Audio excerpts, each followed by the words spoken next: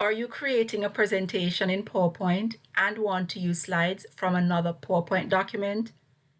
In this episode of PowerPoint Quickie, I'm going to share with you how you can insert a slide from another file in a few simple steps. I'm Samantha. Let's get into it.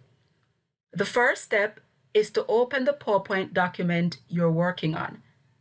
From the Ribbon tab, locate the Home or Insert tab. You can use either option to access the feature you'll be using. In this case, I'm going to be using the Home tab.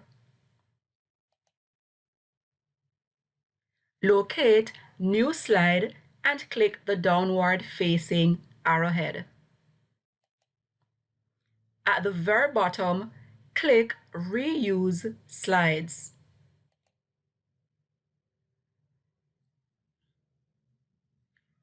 On the right, the Reuse Slides Task Pane will appear. From the Slide View section on the left, click a slide to determine where the transferred file will be inserted. For example, if the slide should be inserted after your third slide, click slide number 3 and then head back to the Reuse Slide Task Pane on the right. PowerPoint will automatically load the files it detects on your computer. If the file you wish to use is not an available option, click Browse and locate the document on your computer or storage device.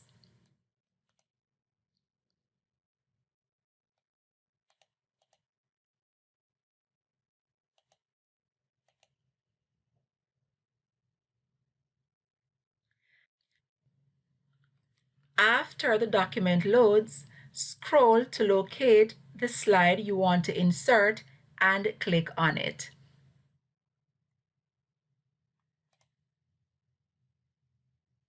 To insert more than one or several slides, simply repeat the process.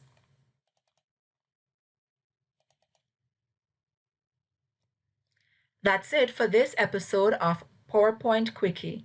Please like this video, follow my page, or subscribe for more episodes to be alerted once an upload is made. Thanks for watching. Bye-bye.